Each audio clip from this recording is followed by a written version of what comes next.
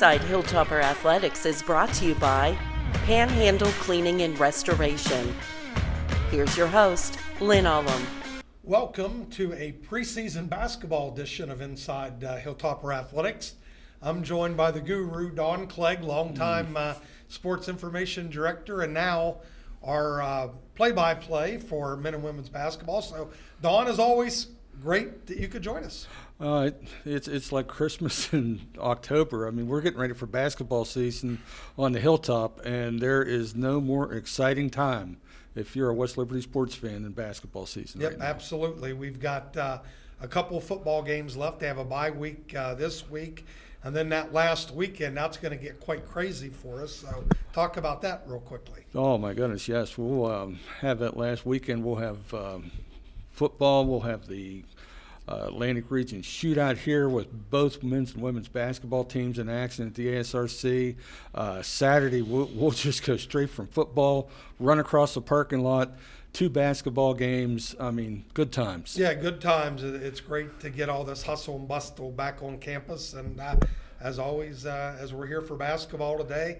So let's talk a little bit about both regionally prominent programs, storied traditions, but both teams are going about it in a little bit of a different way. So start with the women. Well, you look at what Kyle's done with his program, and one thing, last year they had to deal with a lot of injuries.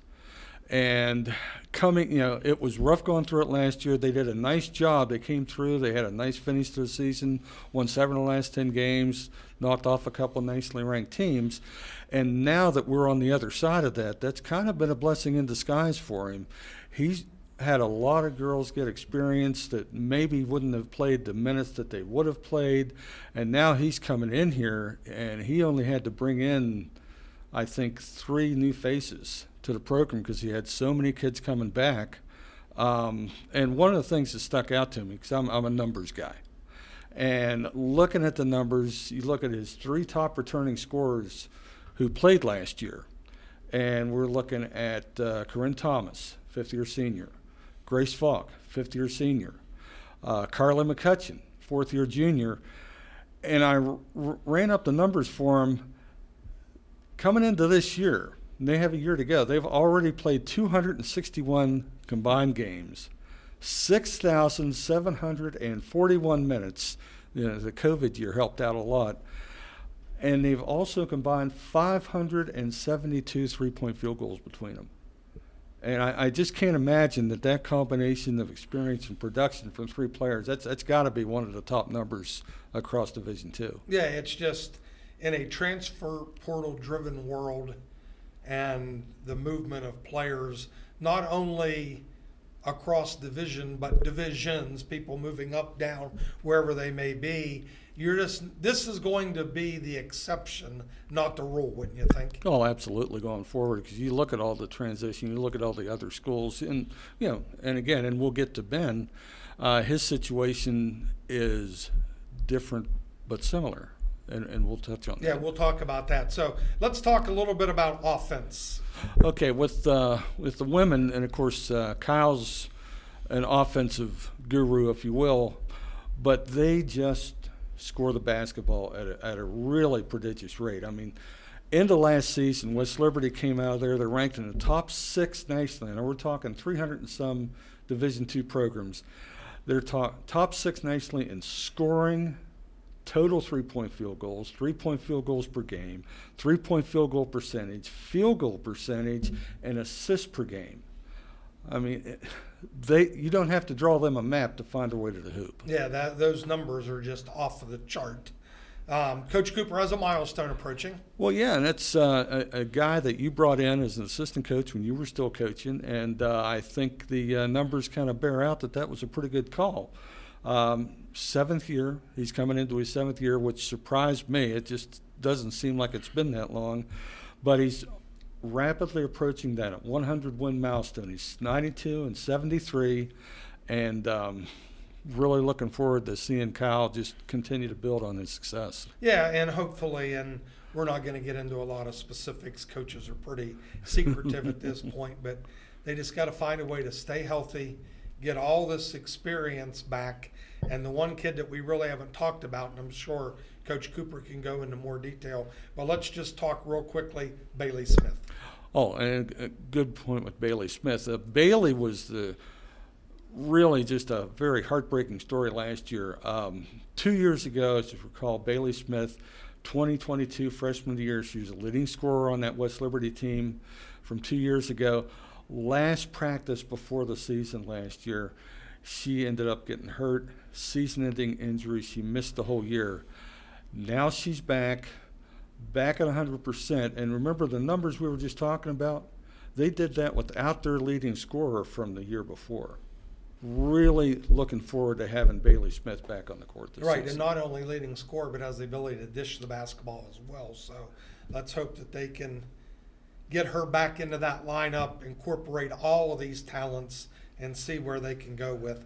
Let's change directions here. We talked about the women's team, all this experience. The men, quite the contrary, not the same situation. So tell us a little bit about the men's side. Okay, well, with Coach Hallett, the men's team, they have experience. They just don't necessarily have all the experience here. And because we talked about the transfer portal, and it was very active on the men's side. And, of course, we had Bryce Butler, the All-American. He transferred to Division I College of Charleston. We lost a couple other 1,000-point scorers, Steve Kennedy, Malik McKinney. But that's the nature of the beast anymore in college basketball. And Coach Hallett's a glass-half-full kind of guy. The way he's looking at it, we think, well, we lost 3 guys. He says, I got 7 to 10 guys coming back from my rotation that took us to the national championship game last year. Plus, he brought in 4 transfers. They've all had significant success at the collegiate level, and he likes the 3 freshmen he brought in. And just to refresh, remember going back to last year at this time, we had to replace a 2,000-point scorer who transferred out, a 1,500-point scorer transferred out, and a 1,000-point scorer that graduated, and we went 33-4, went back to the national championship game. Coach Hallett's been here before. Right. He kind of embraces the portal. Not that we all like where it's totally at, but I will give Coach Hallett credit. He just said, this is the situation. We're going to deal with it. We're going to be positive about it. When you're as good as we've been, and talk a little bit about as good as we've been. Well, and that's just, and again, it's such a different way to go. When you're in college, the goal of college is for these kids to get a graduation, move on, and begin their life. So it's not like pro sports where if you can pay the money, you can keep a guy forever. You're trying to churn this roster and get it through. The Hilltoppers have the longest streak of success of anybody in Division II basketball, and they're good, and they're good every year. 12 of the last 13 years, they've shared conference championships. They've gone to the NCAA tournament 14 straight seasons, played in 10 of the last 13 Sweet 16s, 7 Elite Eights, 5 national semifinals, and last year was their second trip to the national championship game. They've been good for a long time. Well, let's talk the roster makeup on the men's side. Okay, and again, like I was saying, Coach Hallett actually has an experienced roster. Now, we talked about the 7 players that are returning from the rotation. He's got 8 guys back altogether. They're 3 seniors, 2 juniors, and 3 sophomores. The transfers that he brought in, there's a graduate transfer, there's 2 junior transfers, there's a sophomore transfer, a lot of college basketball experience. These guys have played a lot of college basketball. It's just figuring, and Coach Hallett will probably talk about it when we bring him on to join us. It's just incorporating them into our system, do it the West Liberty way, and it's a proven formula success. The numbers, and for me, and I just want to go back and touch on one more of these stats that you talked about. West Liberty has won conference championships 12 of the last 13 seasons. Yes. And that just doesn't happen. And No. especially in this era, it just doesn't happen. And this is kind of a basketball conference, a conference that we have several schools that really pride themselves on having regionally competitive basketball programs. And for West Liberty to pull off 12 titles in 13 years, Yes. and remember the one year that they didn't win it, they were right there and they ended up winning the tournament championship that year. Yes. And they beat a team that went to the national finals. Exactly. So it's just been an incredible run, but it's that weekend. Both teams will open up on November 10th, 11 in the Atlantic Region crossover. The women started with Mercyhurst out of the PSAC, 4 p.m. The men play at 6 against Shippensburg. And then on the 13th, the state hosts, the women host Edinburgh, and the men wrap things up against Seton Hill. And that's in conjunction with the football game also on campus that weekend. So that wraps up our first segment here. We're going to bring head women's coach Kyle Cooper on next. Stay with us inside Hilltopper Athletics. Disasters happen. Pick the team that takes care of them all. Powered by offices in Wheeling, Morgantown, and Pittsburgh, Panhandle Cleaning and Restoration is ready to handle any size emergency at a moment's notice. We have the right people, knowledge, and equipment to respond 24 hours a day. I'm Kyle Cooper. When disaster strikes your home or business, tell your insurance provider you prefer the restoration company the Hilltoppers call, Panhandle Cleaning and Restoration.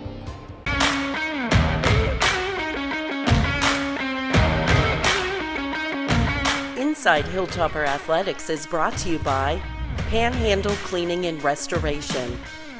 Here's your host, Lynn Ullum.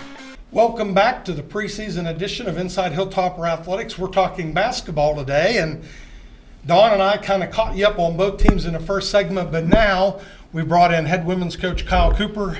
Kyle, thanks for joining us. Yeah, it's good to be back. It's good to be back in the swing of basketball right now. Well, tell us where we're at right now. You may or may not have scrimmaged. What's going on in the program right now? So we are in full swing. We have one scrimmage under our belt, got 2 more coming up. So you're starting to get to go against other people, which, as we all know, as we gain more access to our players over the years, they're ready to go against somebody else. They're tired against playing each other. New rule this year has been really beneficial in our eyes. You're able to jump on things if you're strategic with your off days, which our program has taken advantage of. So we will start about a week early, just got to sprinkle in more off days. But really beneficial for us, experienced crew back and excited about that.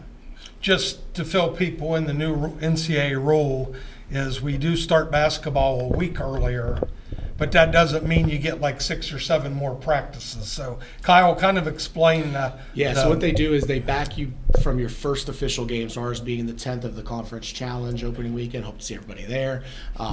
We back it back 35 days.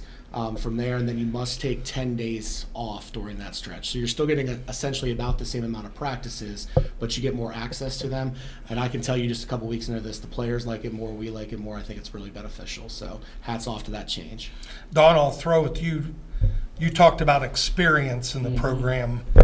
Yeah, and one of the things we brought up was the COVID year and how that kind of translated into now you've got Corinne, Grace, 5th-year seniors, Carly's a 4th-year junior. Yep. And how much does that play in to the game itself once you actually get into playing games, have that in-game experience? Oh, I think it's everything. I think it's everything because they're battle tested. They've been through adversity, and our program has seen adversity in a lot of different ways over the years. We've also seen success. So I guess the peaks and valleys are easier for them to deal with. But I don't think there's any doubt about it. If there was a positive of COVID and everything that lingered from it, we benefited as a program because we have some experienced veterans back. We're an older team that's also got talent and depth, which is a very good thing. And I think when you combine that with our approach, which is stack good recruiting classes, still build with high school players first and develop them, I think we're in a really good spot roster-wise. Can you somehow carry an extra rabbit's foot? I was watching Gilligan's Island yesterday, and Gilligan had a lucky rabbit's foot, but you've dodged injuries through the course of a year, and we're not going to get into personnel. It's way too early to talk about injuries with specifics, but we need a little luck. But one thing that the luck has changed, we got Bailey Smith back. So talk about Bailey. Yeah, I mean, I think obviously you talk about, the impact of losing her last year and what that does for a program, and it does affect you. That said, we still had our chances last year, and I thought we did a lot of really good things, and people rallied around the loss of her. But having her back is obviously a big deal. I think you see her and you see a natural talent that brings versatility to the game, and it's kind of a go get you a bucket player, and need a couple of those now in today's game. Without them, it's very hard to win against other good teams, and it really stresses your offense a little bit more in crucial moments of games. And while I think that we are a top 10, top 15 team in the country offensively, and the stats kind of reflect that, you still need those players. But I think it's the other things too. She's just the narrative depth-wise. She also is a lockdown defender, so now you've got another great on-ball defender to go against other good players. So there's layers and layers that brings Bay back, and I can tell you personally, for me and our relationship, it just gives another rock out there, which I'm very grateful to have back. Well, one of the things, and obviously in my role over the last 4 or 5 years, I'm in your office every day saying hello. I catch up with your players, and you just got salt of the earth type kids. So talk a little bit about. Yeah, I think it's approach. I think it's who we are. I think it's what we sell. I think players want to be in here. I think happy players recruit other good happy players, and I think we've got depth there too. And like you said, it's all of them. This team is really, really fun. I think that's part of it. I think our leadership's the best it's been. We're in the business of developing people, not just developing players, and that's reflected in the leadership we've got right now. That said, it makes you feel better as a coach that we can do something special this year beyond on paper looking talented. So definitely very, very grateful for who they are as people and who their families are as well. Okay, as we tape this is Tuesday right before lunchtime, getting ready to go down to Bridgeport, West Virginia tomorrow for the MEC Media Day. And Coach Cooper, can you give us a little preview of your MEC Media Day speech? Yeah, I think preview would be that, it's going to be one of those things where I'll steal one from, my friend and colleague Kim Stevens and say, I just hope we're ranked like last. But no, I think it's going to be a little bit different feel not having her there. I think there's a lot of talent in this league. You return a team like West Virginia State that has literally everybody back and has added some talented pieces and transfers. And then you're going to have some other programs that look a little different. Charleston is kind of in a reload, not a rebuild, because of what they've been able to do there at that institution. And then you can continue to go down the line. Fairmont State returns a lot of players, and we saw the battles we had with them last year.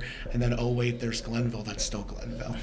So I think you've got a lot going on, and that middle of the pack is jam crunched as well when you start going down the line, and I won't get into all of them, but our league's had a chance to be very, very good again on the women's side. I think we've asserted ourselves as, a team that year in and year out has proven we're going to go toe-to-toe with the other conferences in this region and make noise, and we've won the last couple.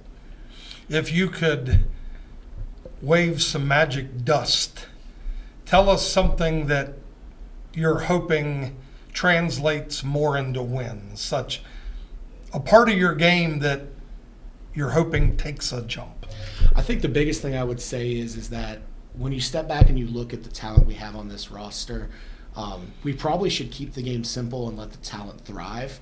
And I think that'll be reflected in not only maybe taking our pace and our point production up, but also just taking care of the basketball a little bit more. Because if we're taking the first good look for some talented players versus trying to work for that great look all the time, I think that's going to allow us to hush some of the other ills. And I think we're evolving in other ways that I don't really want to get into in a preview, but we're giving our players the opportunity to make decisions on both sides of the basketball right now, and it's fun to watch it evolve. See, Don, that's the problem. You and I have to do a coach's show.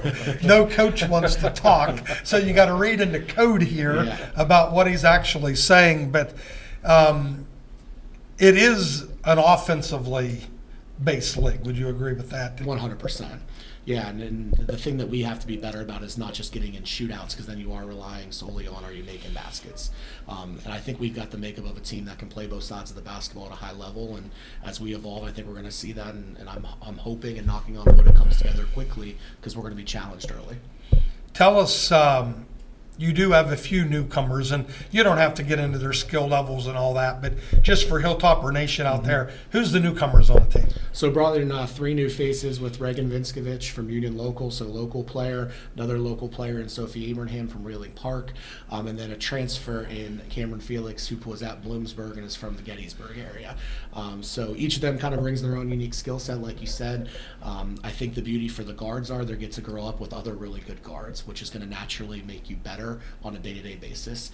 And for Reagan Vinskovich as a post player, she's got the potential to be another dominant post in a team that's had a lot of dominant posts over the years. When you think of Marissa Brown, Ariane Manze, those kind of players, she's going to be different than them, but the opportunity to impact like them. We're excited to see the newcomers. Equally as exciting to see the old comers, the kids that it seems like they've been here for 20 years, and I'm sure that's what your opponents are kind of saying when they're talking about West Liberty. It seems like Corinne Thomas, Greg's Falk, Carly McCutcheon's been there, not one recruiting class, but like multiple recruiting classes. So we open up this weekend. Do we know much about Mercyhurst, Seton Hill? Well, we've got Mercyhurst and Edinburgh. Yeah, so I think what you're going to get is 2 different brands of basketball. So we've got to be ready going into opening weekend to play 2 different styles. Hopefully what we do is able to dictate a lot of things, and then in turn it becomes easier. But I think that we're going to be challenged. I think Mercyhurst and Edinburgh, when you look at both their rosters, there's talent there. They're 2 programs that are kind of similar to us when you look at where they finished recently. They're right on the cusp of competing for that championship, but haven't got that last bump. And I think they're both in a position where they're trying to do so just like we are.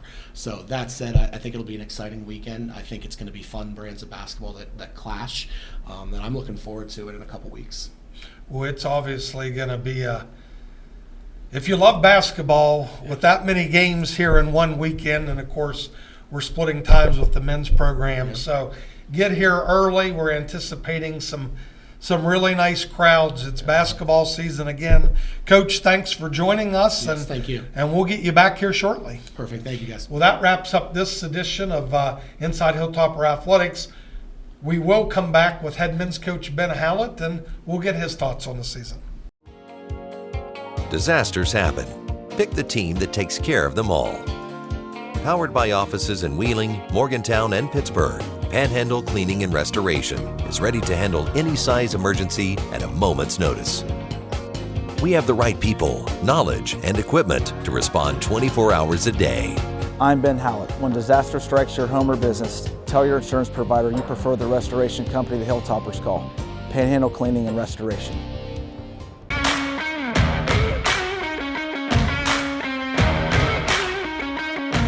Inside Hilltopper Athletics is brought to you by Panhandle Cleaning and Restoration.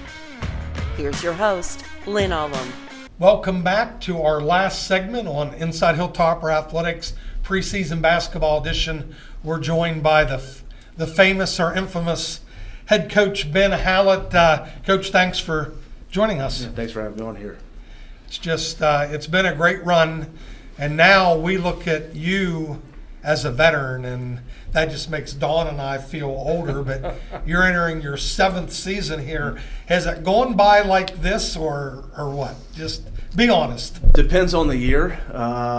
Last year went by really fast. I've had really good players in the past 6 years, so they've made it fun. But to say I'm entering my 7th year and I'm a veteran seems a little weird to me. Yeah, it's almost too strange for me because, and Dawn the same way, we knew you as a player and then as an assistant coach, so it does seem like you've been here like 30 years now. But the head reins. Dawn, talk a little bit about Coach Hallett's tenure, wins. Well, just the thing. Of course, Ben, as you know, you're the coach with the highest winning percentage in NCAA history. Added to that significantly last year, 33-4. Run to the Elite Eight, run to the national championship game. One of the things we were talking about when we did the got together for the season preview earlier this week, you said that last year might have been the most fun that you've had as a head coach. Could you obviously it's a lot of fun getting to the national championship game, but that wasn't necessarily what you were talking about, was it? No, and the winning helps, but just the guys that we had on the team. The 3 guys that left, and Bryce, Malik, and Steve, got to know those guys really well. And the guys that we have returning, they're just great people, and they're fun to be around. And it's great winning on the court, but it's the bus rides home. It's eating in the restaurants. It's getting to know those guys off the court, and they were so fun to be around. And there were no cliques. The team wasn't cliquey at all. They kind of got along with everybody and made my life a lot easier, outside of basketball. How much do you think that played into you won 18 straight games going to the national championship game, and you were just punking people down the stretch. I mean, double-figure wins every game in the MEC tournament, double-figure wins in NCAA regional, which really doesn't happen. How much did that camaraderie or whatever it was play into that streak? I think it was huge. I think, after the Wheeling debacle, when we played really poorly down there, and I've said this many times, we just kind of met as a team and kind of talked about, what we need to do better and the things that went wrong in that game. And, I think guys really got locked in. Like, they got locked in and they took every practice like it was a game. They practiced the right way, and then they really didn't play for the box score. I think they played for each other. And once you get on a roll like that, and once you get to the Elite Eight, winning matters even more. And I thought our guys really took that upon themselves and enjoyed winning, and obviously it helps when you get to the national championship game. One last question, I'll turn this over to Coach. Of course, everybody talks about the numbers, the offense, top 1, 2 in scoring, 3-pointers, field goal percentage, 3-point field goal percentage, assists. Nobody ever talks about your defense. And you held IUP to 53 points on their floor. And just talk about the defense coming down the stretch and how important that was to getting you guys to where you got to.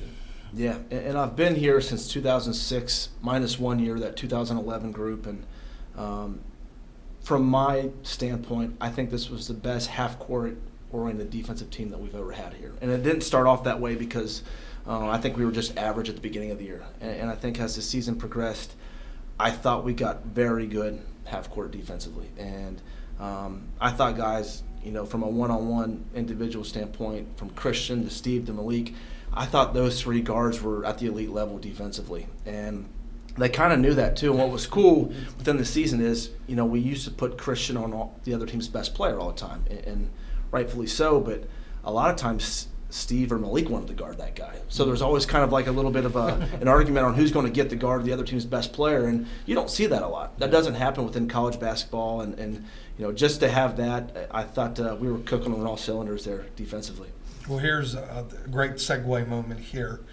So looking at your system, which is still, in my mind, pretty unique, and the success that goes along with it. So now that you're not looking at a team that is overly experienced at West Liberty, you've had to bring in 7, 8 newcomers, whatever.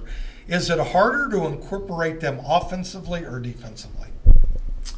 Probably defensively, just in terms of effort. I think effort's the toughest thing, and you can't really teach it. It's either you have effort or you don't. But, the new guys we brought in, they're used to playing at the different end of the spectrum than us. We're here, they were here at their last school. So it's hard to teach that, but, that's kind of where we're at right now with this team. We're trying to figure out, can you play harder at this certain time? And it's been an adjustment for a lot of these guys, but I think they're doing a pretty good job. And hopefully they'll be better here in about 2.5 weeks when we play for real. Well, we always tease Coach Hallett. On the coaching spectrum, you have cup runneth over. That's the coach that's always going to say, we're really, really good and we can do this, this, and this. And then you got the people that's half full, half empty. Then you got the people that's got the hole in the bottom of the glass. Coach Hallett there's a hole in the bottom of the glass. Always has been, always will be for me. And I like that about Coach Hallett, because the one thing that I like about him, we could be playing the St. Mike's 5th grade girls team, and he's going to, in his mind, figure out if we don't do this, this, and this, we can lose. And that usually makes your team better because you're prepared. So we're not going to get a lot. This is way too early. We still have 2.5 weeks.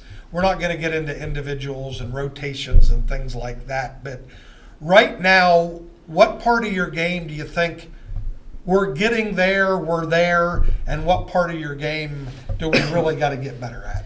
I'm actually pleasantly surprised at our pressure right now, our full court pressure. We're actually ahead of schedule from where I thought we were going to be at this point in the season. And I think the area that needs adjusted and improved on is our half-court defense, what we talked about earlier. And we had an inter-squad scrimmage this past Saturday, and I think it was 130 to 120 some. So defense wasn't a high priority on that day. And the problem is that everyone thinks we're really good because we scored that many points. The flip side of that is we gave up that many points. So people don't understand how that works. So we've got to get better defensively, and we will. In the half-court set, having so many elite on-ball defenders last year, with a different team, and again, you're not going to give away secrets. We know that. Do you just try to emulate last year's team, or do you got to reconstruct and tweak? I don't think you can emulate last year's team. Bryce is gone, Steve is gone, Malik is gone. They're three really good players, right? So, we brought in some good players, but we're just going to try and win differently this year. We are who we are. We're not going to change what we do, but guys just have to step up, and guys are still fighting for playing time right now, which there's a lot of competition at multiple positions, and that makes practices intense. So we just got to approach it that way, and then hopefully in 2.5 weeks I'll know who's in our rotation. Let's talk transfer portal. It's obviously go to ESPN or any other major sports news outlet. A day doesn't go by that someone's not talking about the transfer portal. We talked in the first segment when it was just Dawn and I that you've kind of embraced it and said, this is what it is. So tell us a little bit about that philosophy. Talking my language now. I think you take the good with the bad. It is what it is. It's not going to change. Like, we're going to lose players. It's going to happen. And, my first couple years when the transfer portal was prevalent, I'd get upset or mad, but it is what it is. It's not going to change, and just go find somebody else in there. If one guy leaves, we'll just go find somebody else. And I think we got things really good here. I think people care here. I think, we have a tradition here, and if guys don't want to be a part of this program, that's fine. We'll go find guys that do, and that's kind of the mentality that I have about the transfer portal. Right, in the transfer portal, and I'm going to soften your words a little bit. Right. I can't imagine if I would go back to being 18 and 22 years old, and people were in your ear, and there's other in it. Even if they're not in your ear, people see grass is greener, higher levels, whatever. What I like about what you just said is we know it's going to happen because it just isn't a West Liberty problem. So you look at the success that we've had here, 12 titles in 13 years, and Dawn read off all those incredible accomplishments, and every year we lose a first-team All-American. That's what happens when you get too good. But that's not just us. Remember, we played Nova in that national championship game, and they lost almost like every kid. So it's going to happen. So you probably have the best attitude about this, that people are going to leave. They'll leave for different reasons, but it doesn't matter because we can't cry about it. We got to go replace them, Right. Correct? Right. There's no time to get upset about it, because the more time you're upset about it, the other guys are committing somewhere else. So that's something that my assistants and I check on a regular basis, and not just after the season. We're checking it every day today, and we're checking it tomorrow. We're checking it the next day. It's just, there's good players in there, but you got to make sure they check those boxes for your program. And if we got to be around these guys all the time, we might as well like them off the court. So that's something that we look for in choosing transfers: is are these guys that we want to be around off the court, or are these guys that check the boxes for us on the court? Yeah, and that's getting back to last year's team. We'll put that to bed here in a second. But I, like you, got to know these kids so well. Yeah. I'm down in the arena all the time, and I loved how competitive they were. Like Christian, Malik, who's the fastest guy on the team, and then Steve wants in on that, and they challenged each other. But I think that's our culture, and I think this team will shape up. Who knows at what level we'll end up, but the culture is such a huge advantage. Wouldn't you agree? Absolutely, and I think it's a winning culture, which, guys compete in practice, and we don't do a lot of so-called breakdown drills. A lot of our drills in practice have a winner and a loser in them, and guys are competing to win those drills, and I think it makes a better practice environment when you have winners and losers, and we're going to continue to do that throughout the season and really stress on winning in everything they do. Last thing, because I don't want this person to be forgotten, just like there's a transfer portal when people leave, when you're good, people are going to have opportunities. We lost Coach Lamberti, who was a standout player here on some really good teams, the team that went to the national championship game. He got to end his West Liberty run going to another national championship game. So just tell us a little bit, Coach Lamberti, where he's at and who did we replace him with? Yeah, so Mike, and obviously hated to lose him, was a fantastic assistant coach for multiple years and kind of paid his dues and did it the right way and got a head coaching job, which for me, I want my assistants to get head coaching jobs. And I think it's important that they go after these jobs. And Mike got a head job down at Coker University, a Division II school in South Carolina, and certainly wish him the best of luck. I know he's going to kill it down there, and we miss him every day, and our players miss him every day. But we're all rooting for him up here, and replaced him with my student assistant Connor Hart, who was with us the last 3 seasons, I believe. Just a basketball junkie, a guy that eats, sleeps, and breathes basketball. And this is a guy, and I tease him all the time, he doesn't want cable in his apartment. He just wants to watch European basketball and Synergy. So this is a guy that our guys love to be around. He puts our guys through individual workouts, and he's obsessed with basketball. So it was a no-brainer for me to hire him. And obviously we have Coach Huffman on board again for like his 90th season here at West Liberty. And then added Dan Monroso as a part-time guy. And he's up here for practice, and he's going to be a heck of a basketball coach. And he's kind of transitioning right now from a player who played overseas for 4 to 5 seasons, and now he's going to be on the sidelines in a suit with us. And he's been great because we can put him in practice. We're able to put him in practice in the drills, and he's actually our best player right now in practice. So really fortunate to have a really good staff, and can't wait to get to work with these guys. Well, all right. Well, thank you for joining us. That wraps up our preseason edition. We probably won't do one of these next week, but we'll do one prepping for that opening weekend. But that wraps up basketball inside Hilltopper Athletics. Coach, thank you. Don, thank you. And join us soon.